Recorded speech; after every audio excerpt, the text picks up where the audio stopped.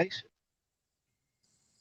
Good evening, everybody. Well, you know me. Many of y'all know Mr. Garrett Anderson.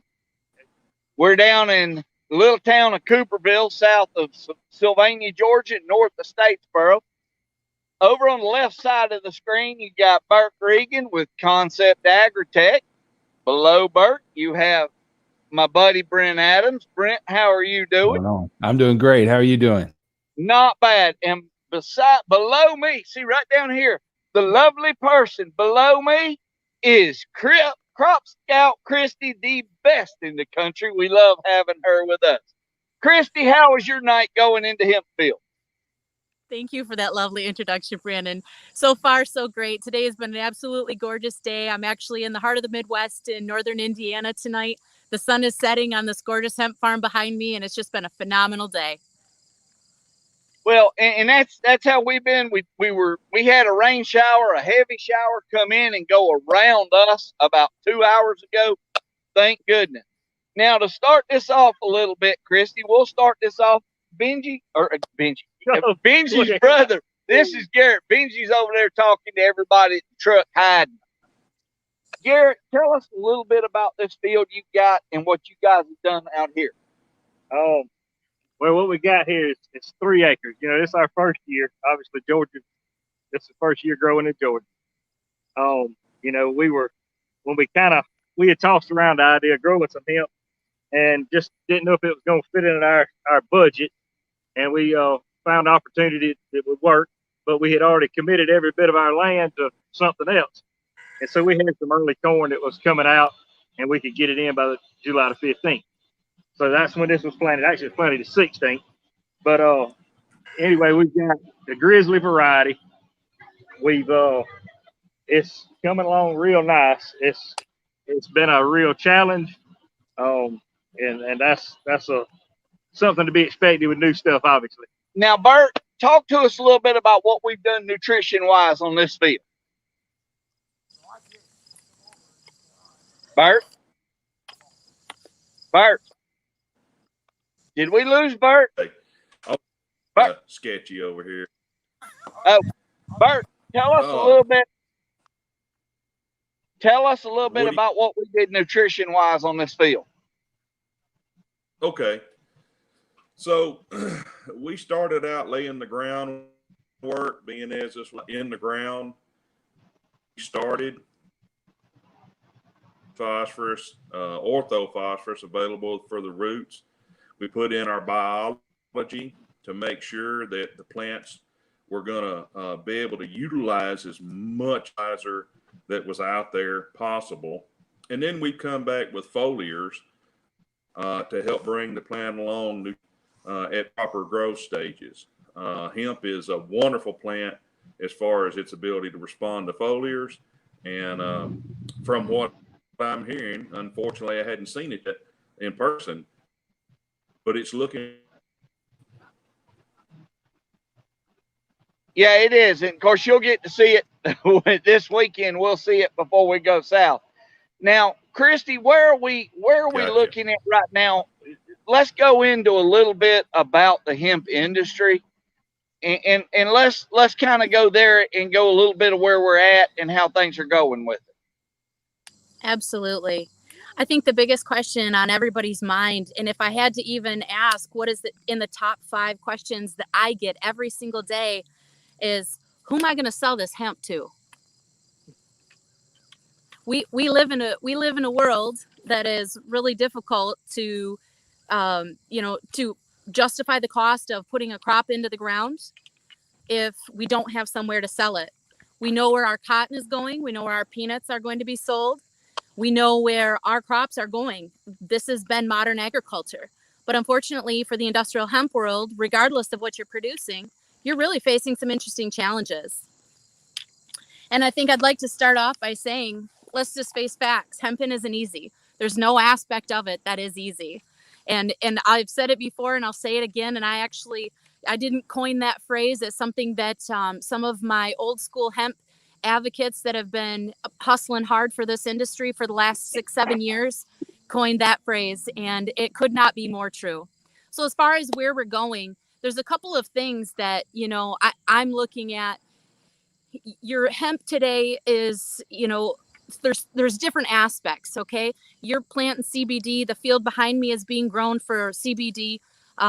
That's cannabinoids, but there's other purposes and uses for it. So I want to kind of talk briefly about these purposes and uses for the industrial hemp plant. So depending on what your growing setup is already equipped to do, and depending on your risk palette, this might be a good fit for you or not. And then a little later in the presentation, I'm going to talk about some of my top 5 questions that I do get, and you know, regarding soil management, nutrient management, things like that. So we'll kind of go through this a little bit.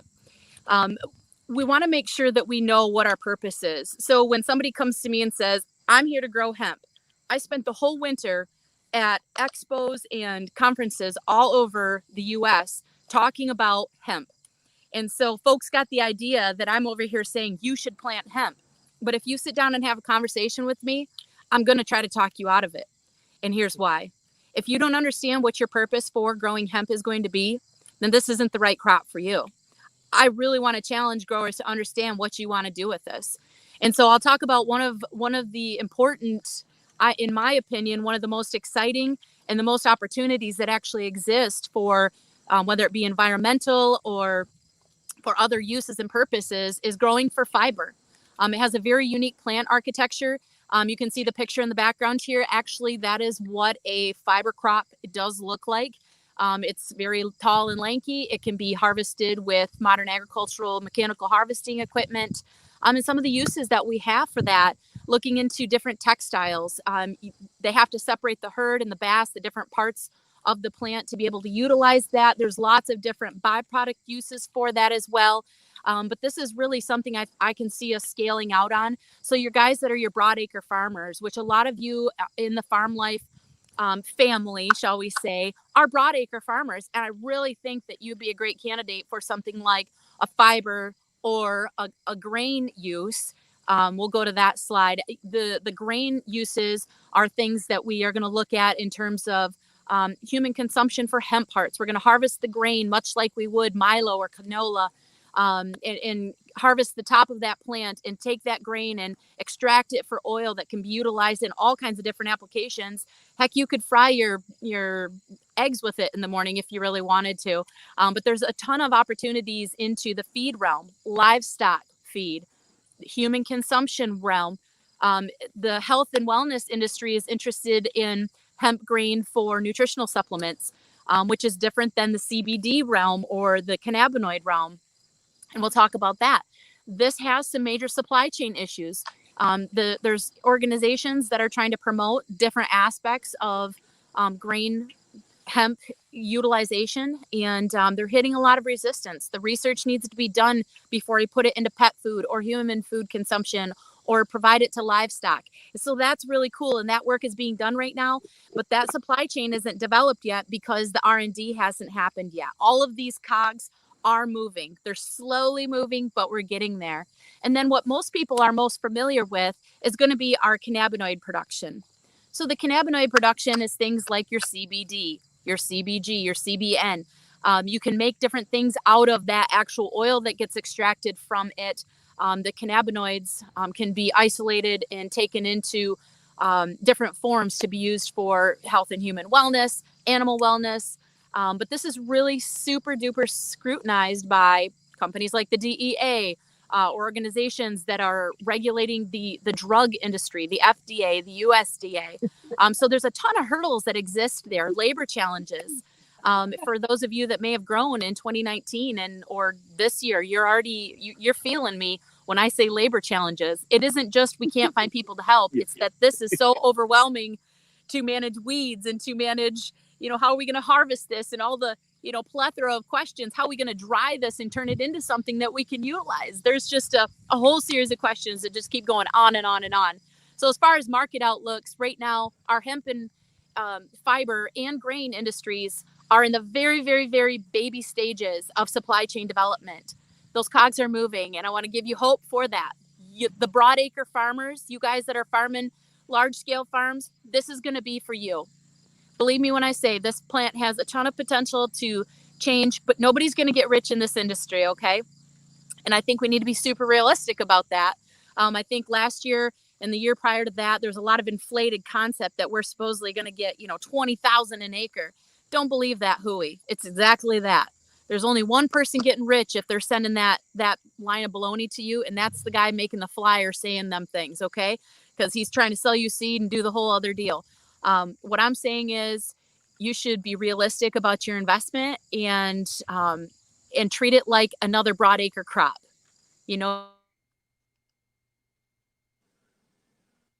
Uh-oh.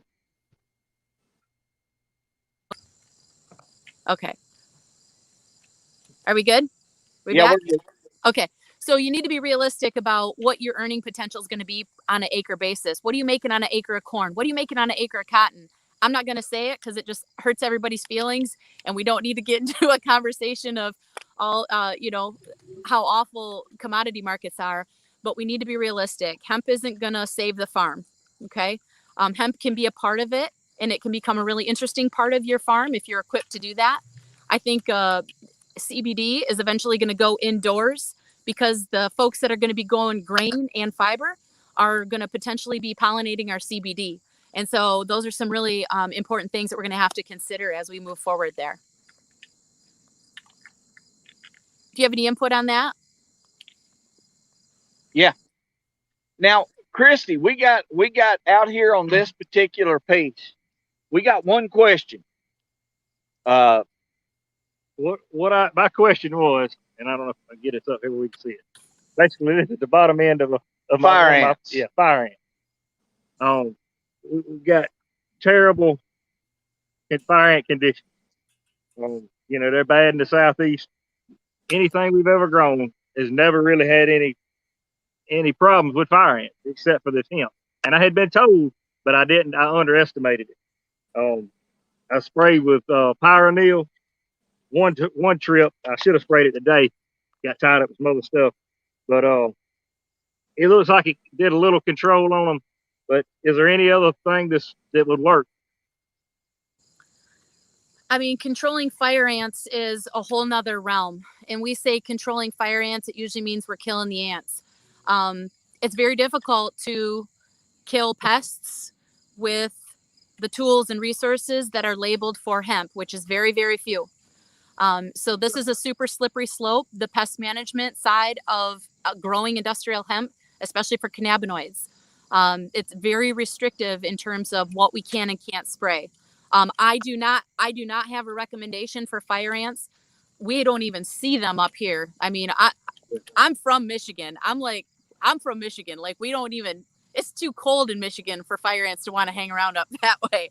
But that's not a pest that we encounter up in our parts, unfortunately. So I personally don't have any, firsthand exposure experience on how to do that. But one of the tools that I've had really great success with using in pest control is more of a preventative. And so this is a tool that's been used in the cannabis production realm on the marijuana side of things. And it can be used in all kinds of vegetable production and anything that would be organic compliant. And this is All Per Plus. It's actually made in Michigan. And it's a great tool, and I've had really good success with it. It's something you can go right to their website and check out. It's essential oil based. In fact, it's terpene based. And I don't know if anybody's familiar with the term of terpenes, but there's these chemical compounds that are within all living plants that create things like flavor, fragrance. They trigger emotional responses, physical responses.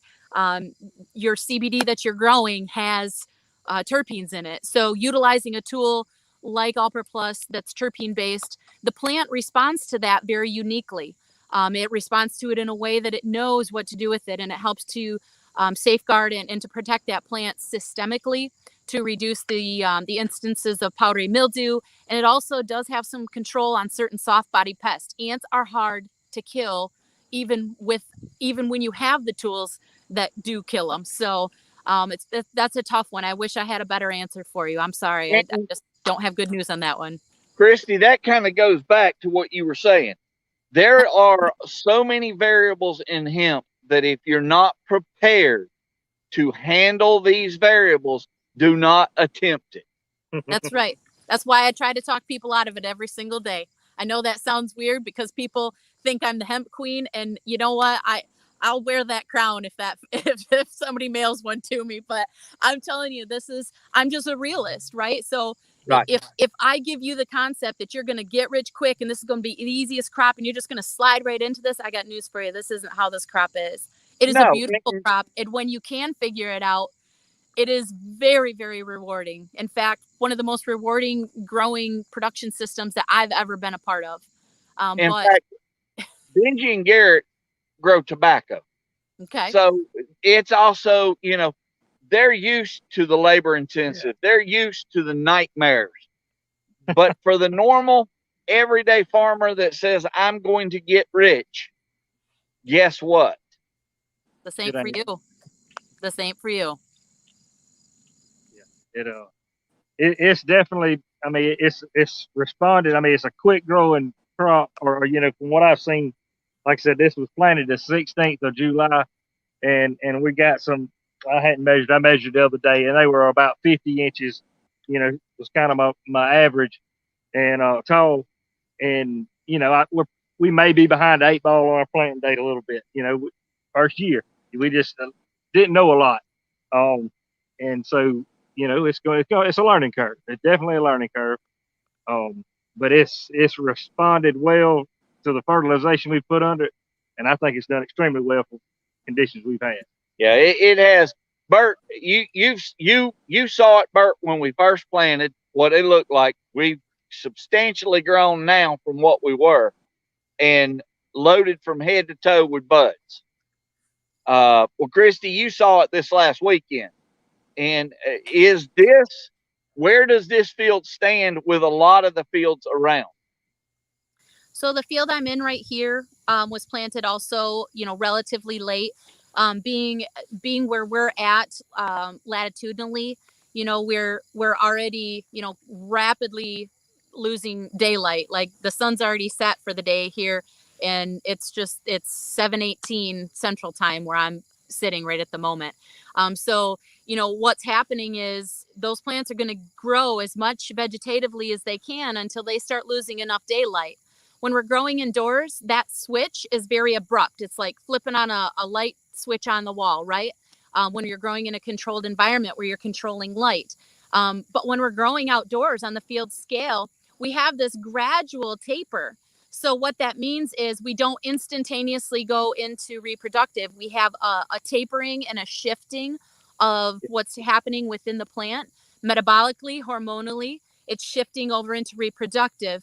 And, that's important for us to understand, because once we've shifted over into reproductive, certain functions in the plant require the biomass, the fan leaves, and all the vegetative growth that has accumulated to feed the fruit, right? So we need to think of the flowers as the fruit.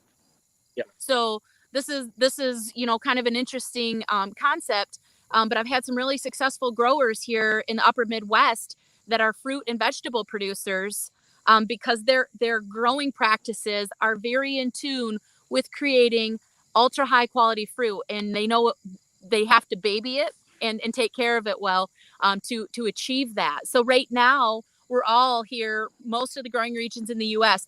are really shifting down in terms of daylight. So all of our plants should be rapidly switching, within the next 2 weeks, I would say at the very latest, completely over into reproductive. This field is about 25% reproductive, whereas some fields that I've seen that are a little longer maturing crop aren't quite there yet. They're a little slower to transition. And they'll probably need a little extra time to ripen. We might harvest those maybe sometime in early October, potentially, where I think this field is going to go probably late September. Now, this field we're in right here is heavy and reproductive. So where we're coming in, Bert, what do we have set next to apply to this field?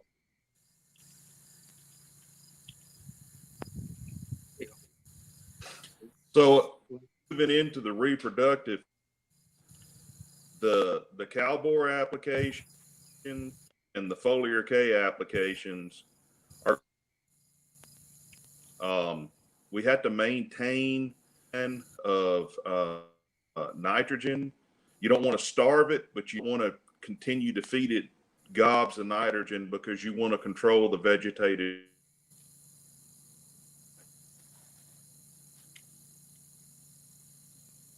Now, Switch Christie, based on the pictures we were showing you this weekend, over to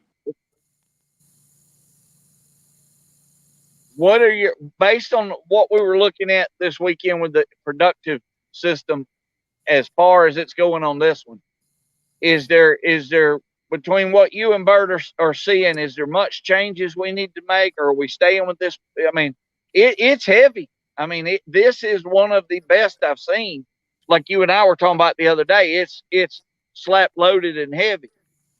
So probably one of the things that I think is really valuable to at this stage of the growing season is to make sure that we have a nutritional balance in the lower leaves as well as the upper leaves. So some tissue sampling might be really important for us to make sure both the lower and the upper leaves have what they need, especially for phosphorus and potassium.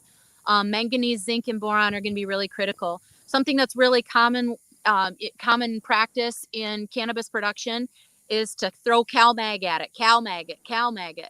I tend to not be that liberal with CalMag unless I have an imbalance that I know that I'm going to need to correct in my field and that I will be hurting for calcium or magnesium. So I really just want to encourage whatever you're doing there to utilize some tissue sampling just to validate that, because right now you still have an opportunity to augment the yield potential for that. The micronutrient balance is going to be really critical for that reproductive tissue growth. And, phosphorus plays a really important role in the sugars that create our cannabinoid production that we need. So we want to treat it like a fruit, and we want to have the bricks. We want the bricks there. That's really, really important. And that will produce high quality cannabinoids every single time. All right. Brandon's out there running around somewhere. I guess another question or two I've got. We found some worms earlier. Yeah, I think it was Monday. Today's Wednesday. I think it was Monday. We started seeing some worms. I know we had a moth flight, with the moon phase last week sometime. My days are running together. But anyway, we had actually put out some a preventative spray, but we were still seeing some, and we're going to try to come back and put another spraying on and try to see what we can do to control that. But like you said, we don't have a lot in our toolbox to work with. Not that we're used to anyway. As conventional type of insecticides, we just can't use them, and so we've got a lot of things that we're not used to, and got a learning curve on that as well. Now, Christie, where do you see the market actually going, honestly? I see CBD going indoors for production. There's a ton of supply from 2019. I think that we're in a currently grossly oversupplied state of CBD. There's some building interest in some of the lower cannabinoids. So if you produce for CBD, a potential buyer or extractor might be not looking for CBD necessarily, but he may be looking for CBN. And your cannabinoid profile, when you go through your potency testing and your harvest testing, you're going to get some information, or you should be getting some information on really important things. Okay, so let me I'm going to come back to that in just a minute.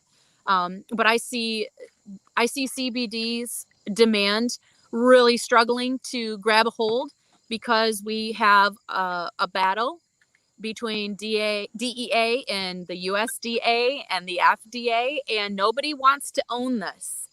And because we're American producers and we're really good at what we do, we've produced a lot.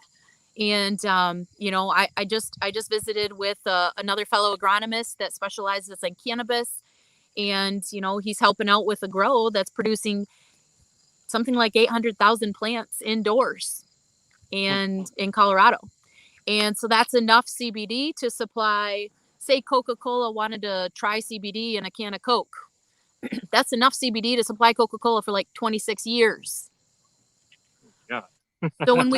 So when we put that in perspective, that hurts. And, product that we could sell is going for just a skosh. There was a big flash in the pan on smokable flour. But what we've realized is we cannot really safely and with quality produce outdoor smokable flour. Super small scale we can, but we cannot prevent the birds from dropping on our plants. We cannot prevent the winds from blowing herbicide from the neighbor's farm on it. We can't do that. And so that market is very restricted. Some states, the floral material is still illegal. And you could plant and grow CBD, but technically you're growing something that's illegal. So there's a whole mess at the state level.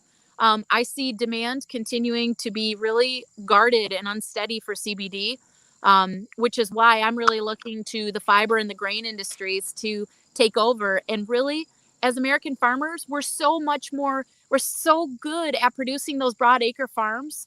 We could do it.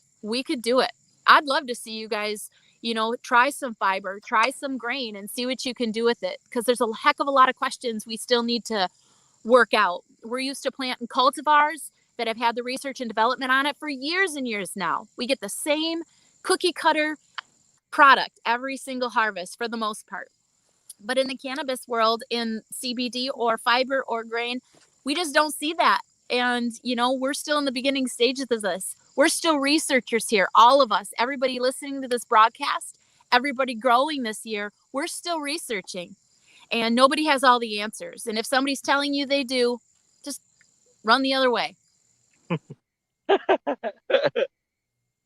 Well, Christie, we appreciate it because this is something that, like Kelly and I and you all talked about this last week, this is something that there's so many unknowns. And for people to think that, that this is the magic fix for farming, well, you've been smoking some of what you shouldn't be. Too much. Well, you ain't smoking CBD because that isn't going to get you high. No, you won't. Hey. No, we didn't say smoking in this field. Funny story real quick. We had after we planted it, we came back, we had some plants that just didn't get set right. And we needed to fill in some gaps. So I had some guys kind of come help me walking. I was walking with them. And the guy looked at me, he said, "You'll send me a couple of these plants?" I said, "What you gonna do with them?" He said, "I'm gonna plant them." I said, "No, I don't think I can do that." I said, "It ain't gonna do no good." He's talking about, "Look at it." He said, "Smell it." I said, "Okay, whatever." I said, "No, I'm not gonna say again." He's talking about, "Come on, I fooled somebody with it." So yeah. But Christie, that has become. We had a conversation the other day. There's a field south of here, and they literally have a police officer in that field all the time. and I would, for the life of me, would not do that for what you're going to make out of it. Yeah, I actually left this field right here. Like I said, it had corn in it, and we had already got the corn out. I mean, it was like a rapid process. Get the corn out and get the land fixed and get it bedded up, ready to plant. But we left a buffer because it's right beside the highway. We left a buffer down. There's a fence road growing up on one side, and we left a buffer along the highway and down the other side of the field, so you can't really see it from the highway. Now, Christie, what do stink bugs do to the hemp? It's another one of the unknowns. So we're finding stink bugs, but they don't appear to be doing a lot of damage. It looks like they're foraging. Not a worry at this point. I'm seeing them. I'll find them on plants, but I can't correlate them with damage on the plants. I have yet to see an infestation. I think probably, talking about pests, probably the number one pest that we're facing with these is going to be aphids, different species of aphids. I've seen hemp aphids. I've seen wheat aphids. I've seen soybean aphids. I've seen all kinds of aphids in all different stages. They really like it. It's nice and juicy. It's a nice place to go set up camp. I see thrips like crazy on these plants, doing a lot of damage right now. Leaf hoppers doing a lot of damage right now. My best recommendation is to order you some lace wings and some ladybugs and let them go in that field and see what kind of balance you can bring back with the natural predators versus getting out there and just spraying stuff. We have tools, but they're mostly proactive tools. They're not really reactive tools. And that's really tough. So yeah, I mean, I don't think stink bugs are as big of an issue yet, but it's something that we're really watching. I have a great relationship with Marguerite Bolt at Purdue and also very close with Chris DeFonso at Michigan State. Marguerite is the hemp educator for Purdue Extension, and Chris DeFonso, she is our entomologist for Michigan State Extension. And so we're just trying to have a very inclusive data capturing. As I scout fields, I will capture things. I will take leaves back to Marty Chilvers. I will take bugs back to Chris DeFonso at the university so that they can start documenting this. How do you think we got all those cute little manuals that say how to grow soybeans and alfalfa? Because of researchers, because of somebody documenting the dickens out of this stuff and making it happen, right? So that's what we're doing right now. And that's why I say, we're researchers here, folks. And the minute you think you know everything, this crop's going to humble you. I believe that. Have you seen any trouble with like your soil-borne pests? I mean, like your nematodes and stuff like that. Do they give much trouble? Yeah, so we have had a couple of scenarios. I personally have encountered a couple of scenarios where we, other folks thought that this was nematodes causing the issue. The problem we're having is, there's only a couple of nematode scientists in the U.S. and they just so happen to be at Michigan State, Dr. Marisol and Dr. George Bird, and they've been studying nematodes and all kinds of cropping systems. And a lot of what we know about nematodes has come from his and her work and he and another colleague there. So unfortunately, this goes back to accumulating data so that they can study. So we've been taking samples and specimens in the hopes that they can somehow classify them and we can determine if that was the pest that caused the damage or not. This year, I've seen everything from root pinch, from the transplant balls being too tight, to overwatering and underwatering, transplant stress because the starts weren't hardened off correctly, diseased product that came from a greenhouse and got moved out to the field and nobody knew until it was too late. I mean, there's just about 27,000 things that are like ready to just destroy your perfect little crop plan. and there's really not a lot we can do about that except roll with the punches and just keep sharing information and keep lifting each other up. And maybe this is a great time for us to shift our focus into other aspects of hemp production that we can solid seed with a grain drill, or something else that we can harvest with a grain table, cutter bar scenario. Like this is giving us a chance. I want to be a part of the industry. I want to grow hemp. So what else might fit my cropping system better? Could I weigh in for a second here? Yeah. I'm actually here with a client. This is my client, Tristan. Hi. He has some input he'd like to give quick. Yeah, I just want to say, Christie Apple is not just a crop scout. She's a crop star. And she helped me save this field. This field was dying when she came here. And what kind of issues did you have? She helped me save it from oblivion. What you're seeing here is healthy plants. And what all kinds of issues did y'all have in that field, Christie? Yeah, I'll let the expert speak now.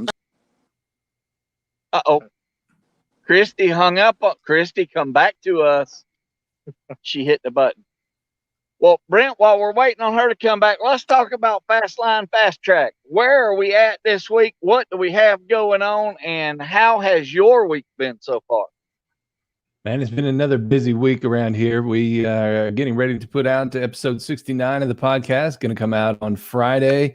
And we have a conversation with Kurt Blades, who's the Senior Vice President of Agricultural Services for the Association of Equipment Manufacturers. We talk about how equipment manufacturers have kind of made their way through COVID and what they're doing there, and also a bit about the some of the challenges the association has faced through all this. So we'll have a bit about that. I see Christie's back on here, so I'll defer the floor to her here, and we'll keep going because I want to know what kind of it up here. As you can look, you can see the field behind us. It doesn't look too bad in the dark. Headlight blind. I want to know what kind of challenges she had here. So I'm going to shut up and listen. So this particular field, we're growing a strain that was started in a greenhouse, a very professional growing environment, and they did a great job getting these starts out. But it was also kind of on the tail end of planting season, and we were already experiencing some really weird soil conditions, which was part of the issue here. So we had some hardening off challenges. We wish that we would have hardened them off maybe a little longer. But as they say, you know, if ifs and buts were cherries and nuts, every day would be Christmas, right? So you can't turn back the time clock. All you can do is deal with what you have. And so we also had typhoon conditions. These were planted and received torrential rains. So we had, transplant stress shocked plants that underwent a ridiculous amount of water in a very short period of time. And when Tristan contacted me, he was just beside himself and feeling like, like he had failed this crop. And I said, Tristan, don't give up on this, buddy. We can do this. I know we can pull it out of this stress. This is an insanely resilient plant. This plant wants to live. This plant wants to thrive. It is a brilliantly crafted phenomenon to watch these plants grow. And so we did a couple of applications of a material to help them overcome the stress. And it was a seaweed extract based product with some humic and fulvic acid. We just needed to stimulate the soil microbial activity to start bringing things back to that root. We needed to stimulate the root growth to encourage that plant to take off and to get back to business. And that's exactly what you're seeing out here. And I'm really excited to see this field. I was here about 4 weeks ago. So it's been a minute since I've been in this farm. And I just feel like I'm such a proud mom right now, like my babies out here are doing great. And Tristan, my client, is just, really enjoying his experience with this plant. Now, Christie, where are you guys actually at? You're in southern Indiana, correct? At the moment, I'm actually in like north central Indiana, so it's like LaPorte might be like town. Yeah. Well, no, I was just curious. Is there any expected residue from Laura coming through that direction? Yes, we're bracing for some. Well, I can't say that we know what we're bracing for.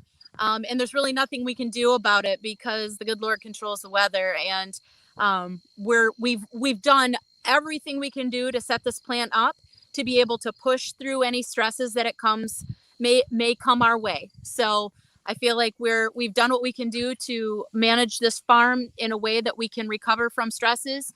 One of my big concerns as plants are in the reproductive phase and stacking buds like the field behind you, Brannon, is when we encounter large wind events. We have these very dense and heavy branches, and we see some splitting off of that primordial stem, its main stem.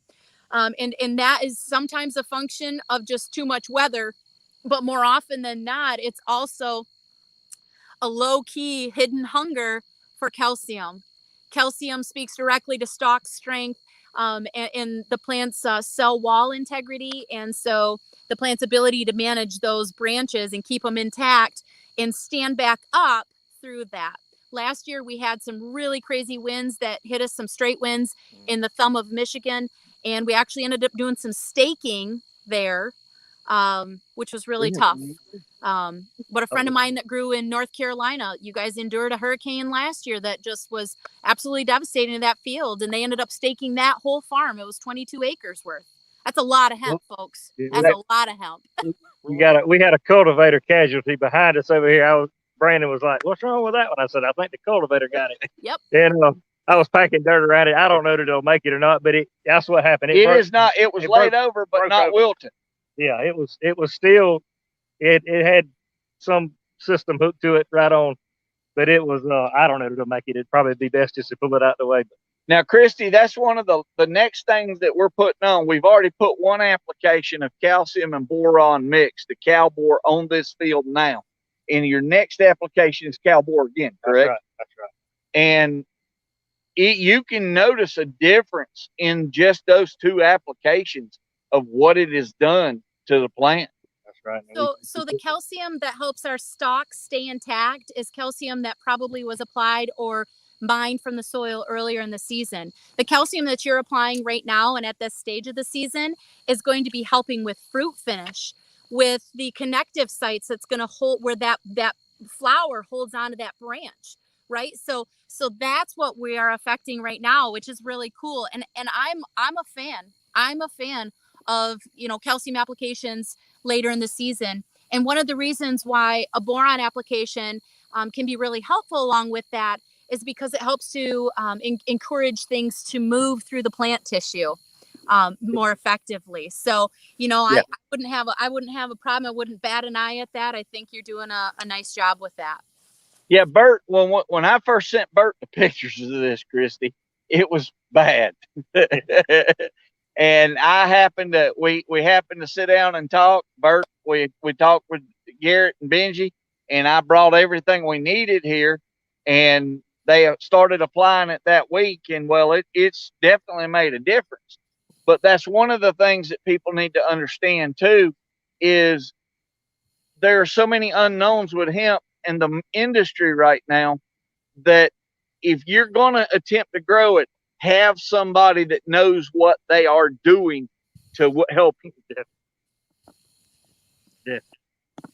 I would agree. And I've seen, the popular thing to do is to, be a consultant, and a lot of times that's different than the fertilizer salesperson, or different because so many agronomists, people that like myself, that make recommendations every single day for nutritionals and for pest management tools and all different cropping systems. There's a huge gap. There's a huge educational hole for cannabis at large. And so this has become my personal mission, is to, to encourage, obviously I work with a lot of farms individually, but to really encourage agronomists to get serious about educating themselves before they go making, the shotgun approach. Let's just throw a bunch of stuff at it and see what sticks. It's going to sell you fertilizer. It for sure will sell you fertilizer. But if you don't know what you're doing with hemp, you can't just throw everything in the kitchen sink into it. You're going to have to have somebody that knows what they are doing. I would agree with that. And I will be the first to tell you that I don't know what I'm doing. I'm a researcher. Christie, you kind of seem to do a little bit better than most others. But there is several other plots in Georgia that they threw the plants out, and they're mysteriously hoping they're going to grow. And well, if you're not putting the effort in, what you put in it is what you're going to get out of it. I couldn't agree more. And really, not everybody is going to like your style of coaching. Not everybody wants my style of coaching. But I do spend a lot of my days answering phone calls and supporting folks like yourself and the farmers that from all over the Midwest. I have interactions all over the place. And I just feel like I'm so blessed to be able to impact people and share the knowledge of what I've learned in this system. And the people that have been mentoring me and helping me build my knowledge base, I just have a tremendous amount of respect for. And we have so much yet to learn. And but I just continue to stand by the adage, hemp ain't easy. And if somebody tells you you're going to get rich doing this, that's pretty good sign that it ain't gonna work. If that were the case, we would not be standing out at 8:45 at night in a field that we've been looking at today, making sure everything was right. That's right. I've got one more question, and I was standing here looking and seeing these ants crawling around, and they bothering me because I know they're down there eating my roots. All right. what do you think their attraction to this plant is? Do you have any idea? Do you think there may be some pest that is drawn? I was talking about the nematode and a worm, a wire worm, or something like that. Do you think that there's something down there that they're attracted to that's attracted to this plant and they're following that insect? Could that be it? Well, have you asked the ants? No. It's a I'll fair get my question. dog to All right, do that. so I'm guessing the Come here, Marley. right? Your dog Okay. is asleep My in the dog, hemp, yeah. bro. So the answer to your question is absolutely. The ants are being drawn there because of food. That is what drives biology, right? Right. That is the reproductive cycle and the survival food cycle. So absolutely. Do I know what it is? No, sir, I do not. But I'm very interested in learning what it is that are attracting, Now, I certain guess I should send aspects off, to this. get a soil sample and send it off and see if we can. I mean, one of the things we've heard was diatomaceous earth. Put diatomaceous earth diatomaceous earth. Yeah. out here in the field to alleviate the ant issue. So diatomaceous earth is a tool that's used in organic production and vegetable production. A lot of gardeners really love that tool because it's an all-natural, halfway decent pest control. It's not going to get the control you're looking for, especially if you have an infestation. And particularly on those ants, they're just so dang resilient to everything we throw at them. Even if you could go and spray a pyrethroid or something like that at it, you might still not kill them, right? So I struggle to think that a diatomaceous earth application would do the job, but I'm not going to say that it won't because I don't know. And it'd be basically interesting to see.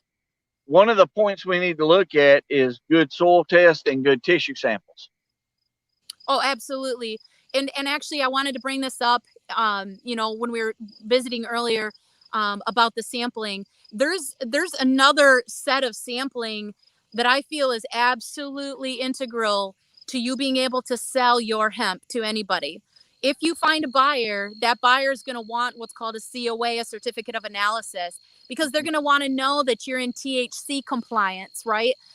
But even more important than that, they're going to need to know what your pesticide residues look like.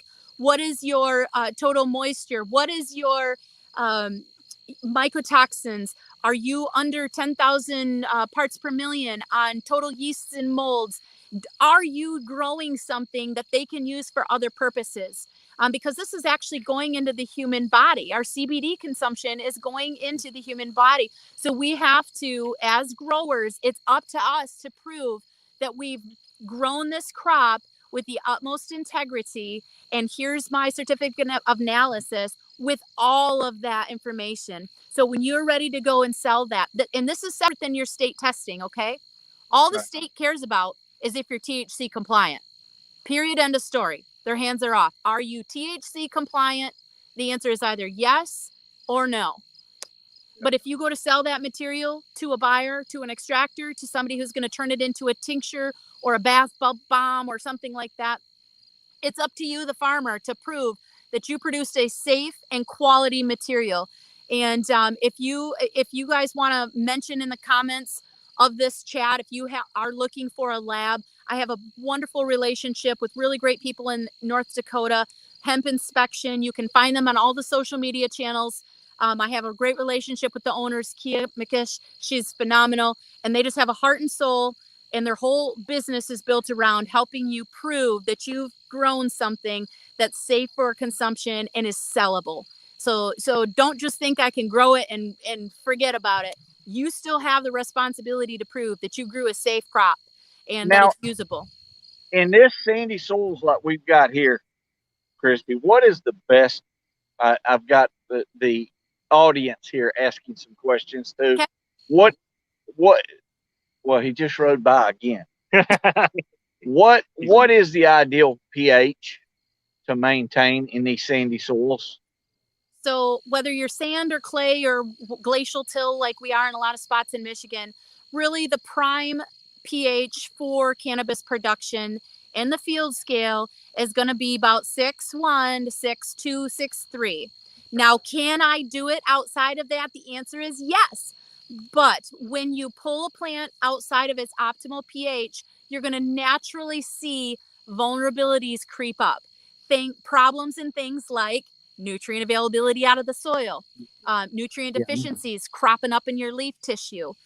You might be looking at leaf deformity, other diseases when you don't have the right soil balance for that crop.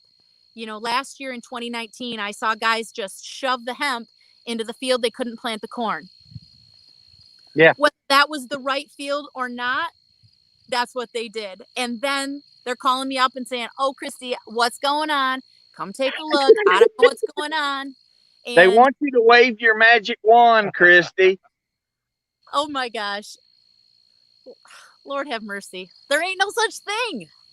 Yeah. Well, Christie, we appreciate having you with us tonight. It's been extremely Enlightening. Yeah, it definitely enlightening. See all this light over here?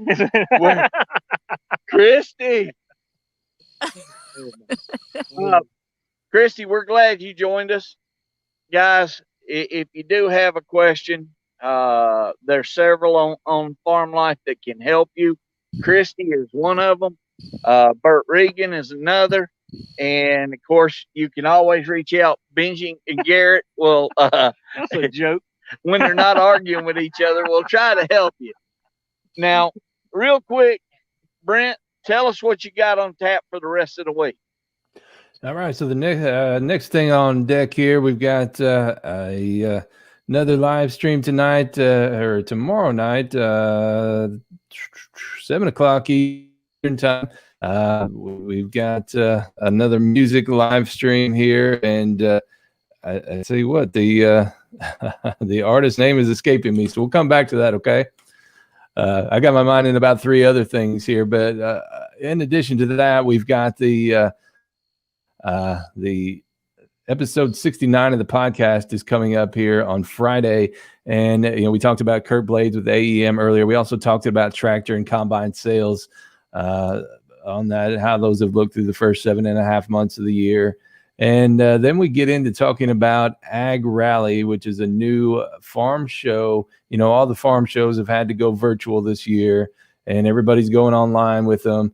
The Certified Agriculture Dealership, which is part of the Dodge Ram Ag Pack deal that's been going on for a couple of years. They have got a partnership with RFD TV now, where they are going to bring a 4-hour farm show to RFD TV and Cowboy TV on, let me get this right here, Wednesday, September 23rd, beginning at noon Eastern time and going through 4:00 Eastern time. So they're going to bring in a bunch of the Ag Pack participants there. And then they're going to go to Dodge Ram Ag dealers across the country, and they're going to have microsites there where you can register. You call ahead to your dealership and find out if they're going to be doing it there. And RFD TV and Certified Ag Dealership is going to have cameras set up at many of these dealerships where you can go and actually kick some tires and participate in some of this stuff, ask some questions. And if you can't make it, you can watch it on TV and also send in some questions that they'll be answering as well. And you're also going to have a number of participants from some of the different organizations coming in, like the Soybean Association and Corn Growers Association and so forth, are going to come in and talk a bit about them. I believe probably NCBA will have somebody on there and so forth. So everybody's out there scrambling right now, trying to do the best they can to come up with some reasonable alternative to an in-person farm show. And it's kind of a mad dash right now with all these suppliers and manufacturers and everybody trying to get in line to create content to fill up those shows. And with this Ag Rally show, after that 4 hours is done on RFD TV and Cowboy Channel, you're going to be able to go online and see all that stuff archived. So if you missed any part of it, or if you're out in the field and can't get to it, you can catch it at your leisure. But we're going to be talking a lot about that this week. So those are the biggest things that we've got going on here for the week. So we're just trying to close it on a high note. It's been a busy week here, but Ben Fuller, and I apologize, I had a brain fade there. Ben Fuller is going to be on tomorrow night. He's an up-and-coming artist out of Nashville, Tennessee, one of the great young voices and a really powerful guy climbing up the country music charts here. So hope everybody will check that out. Again, that's going to be 7 o'clock Eastern, 6 o'clock Central tomorrow night on the Fastline and Fastline Fast Track pages, and it'll be worth your time. It's going to be good. Look, and look what we got here. Both of the queens are on the left side. Yes, sir. What, now, wait a minute. Here's the funny thing. Both of the queens should be on the right side because they're always right. We always lose that battle. I'm on the right, but I'm on the left. You're very well trained, Brannon. I like this. I whip him into shape. Hey, before we end our live tonight, we had a good question. I just want to make sure that it gets answered for our live viewers. Zach Wilson asked, so for these guys in Kentucky, northern middle Tennessee that were stuck with tons of hemp that they couldn't market last year, is there any carryover for this crop? So as far as can it be sold this year, I'm assuming carryover, meaning is it still sellable? Would you guys agree that's probably where he's going with that? Yeah. Okay. So the answer is yes and no. The problem is with the biomass product, even if you've dried it and cured it correctly, it's naturally going to degrade. It's plant material. It's not infallible, right? So if you had material, the best thing you could do is convert it into something that's winter stable and that can be utilized and converted into something down the road. Now you're going to have some cost associated with that, converting that into crude, but then you can actually market your crude for CBD to an extractor that may want to purchase it to create distillate or something like that. So it isn't just Tennessee and Kentucky that was in that situation. That was in every single state that was illegally producing, industrial hemp last year for CBD. There's a lot of people still sitting on biomass. Unfortunately, we had a couple of shining stars here and there that were able to make some movements. I did just hear this past yesterday, actually, before I left Michigan, I found out that there is actually a lot of biomass being traded right now, which is a good thing. The bad part of that is it's being traded at a fraction of what it was being traded for a year ago, say, for example. So the concept of, I'm going to get rich on my material from last year. I keep coming back to that. You've got to be realistic, and you're sitting on old material. So if there's a way for that material to get converted into something that is sellable, I would highly recommend anybody who's currently sitting on biomass to do that. There is some interest in utilizing biomass for some other uses and purposes, things like animal bedding. But that's gonna, that's real touch and go right now. Oh my gosh, I just got attacked by a giant moth. Oh, good Lord. So I can handle a lot of bugs, but don't come at my face, okay? Not cool. Well, I'm throw in there. I think the other part he might be referring to is there was a couple of bum contracts last year that stuck a bunch of guys with stuff here, and the carryover there, I think, maybe a bad taste in the mouth of a lot of producers that were not being able to offload crop, and I think that gets back to your point earlier, which I think was a great point. Look before you leap, because the same thing. We did umpteen different farm shows around the country last year, and everybody wants to push machinery, they want to push product and what have you, but unless you have all the pieces in place and you've got a fail-safe contract, you may be left with that bad taste. That's absolutely correct. So this comes down to risk palette. We can't change the fact that there's bad actors in this industry. The reality is all of our industries, all of our little sub industries have bad actors occasionally. I've known, in Michigan, we've had elevators go bad and owe people product. We've had, petroleum companies take fall prepay for everybody's diesel and then, sail off into the sunset with it. And the deal is those folks that are left holding the bag are going to have to sue and going to have to pursue litigation to recover for that. But moving forward, that's a very expensive lesson. And my heart goes out to those folks. I had a couple of clients be affected by something very, very similar in Michigan with their hemp crop last year. And it really is awful. But yeah, there's a bad taste in people's mouth. And I think that it shouldn't jade their concept of what potential still lies in industrial hemp. but maybe it will buffer people's hunger to jump into something new, too big, too fast, and way riskier than what they can handle. Well, and that's one of the things this field, Garrett, when him and Benji got into this, they went into it with 3 acres. They didn't. There's bet, I think. Yeah, I think that was the safest bet anybody could have done. Sure. Getting 100 acres or 30 acres even is not the best idea to start with. And it's also under contract, but like you said, there's no I've been through this before. You know, don't worry about filling that contract, or we've got a contract. No, it's not worth the paper it's written on. I mean, a lot of times. So I'm not banking on that. I'm banking on that we're going into this thing, you know, knowing that everything might fail. It's no good. You fixing to use that on somebody? Yeah, I think so. I'm over here stripping my hemp plant like I'm He's fixing to whip creating a somebody. switch. He's creating a switch. I ain't sure who he's going to use. I'm gonna get it on somebody when things don't go right. I think the lesson here on that is to not risk more than you're willing to lose. That's right. That's right. If you're going to walk into the casino with $200 that you don't care if you lose, go for it. Have a blast. But don't come crying to me when that $200 is gone. Cash money roll. That's what it was. And that's what it is. Gang, I'm glad you guys were all with us tonight. I hope everybody watching was able to learn something. Now, next week will be an absolute fun show. The Griggs Laws went on farm tour last week, and we will have video, pictures, and stories of their trip. Benji's already laughing. Or Garrett's already laughing. This switch for you, right? We had a really good time. They got to see some crops they'd never seen before. Garrett had some fun down here. We were all down here in the field. Of course, you got the phone call from Kelly. So yeah, here we go.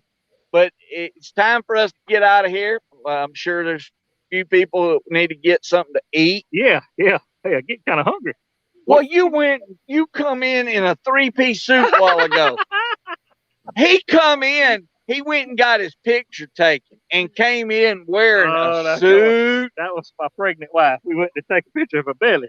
And so I was dressed. I did not have a 3-piece suit on. I had a pair of khakis. You had on seersuckers. God. That's what Benji said. He wouldn't know if seersuckers if it slapped him in the face. Maybe that's I look forward to getting the pictures of that later. I hope you documented that, Brandon. Hey, they tried to take my picture. I run off behind a tree and change my clothes. I got some really dirty britches on. Y'all too bad y'all can't see me. I'm back in my work clothes. Well, anyway, gang, we hope to see y'all again next week. Brent Adams, thank you for joining us as always. I hope you have a great night. Christie, you're awesome.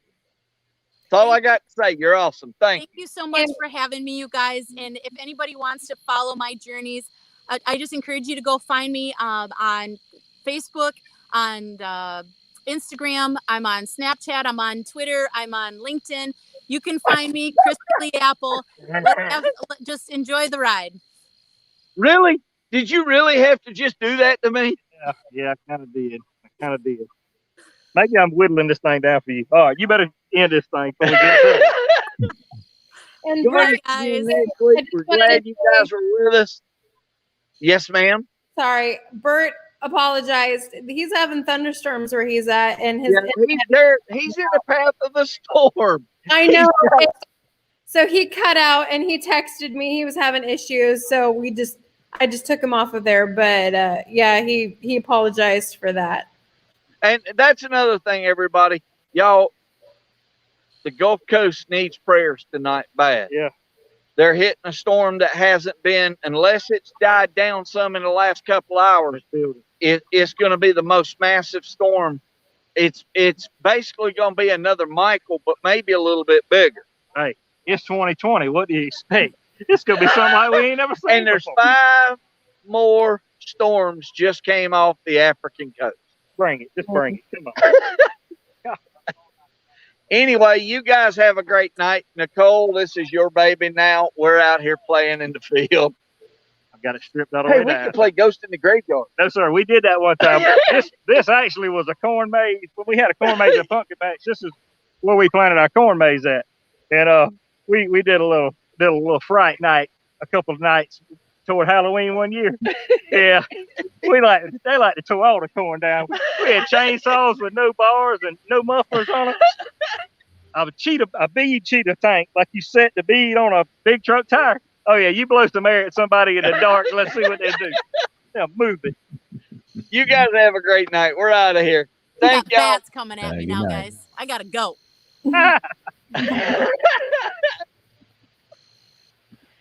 Now, before I head out here and we go off the live, I just want to give a shout out for the United We Burn. I believe this is happening on Monday, where they're all trying the hottest pepper in the world right now. It's hotter than the Carolina Reaper, and they're all doing it live to raise money for Feeding America. So check that out. They're going to be on Instagram. The information's there on the screen. And here is just a little bit more information on how to participate with that. So you can check that out. That's for a great cause, Feeding America. And also, there is still spots available on our Farm Life Cruise that's coming up in January, January 23rd through the 28th. And we can, all farmers, you need to take a break too. So this is a great opportunity to hang out with other farmers and network and have a great time. Thank you guys for joining us again on Farm Life here, and we'll hope you have an amazing week.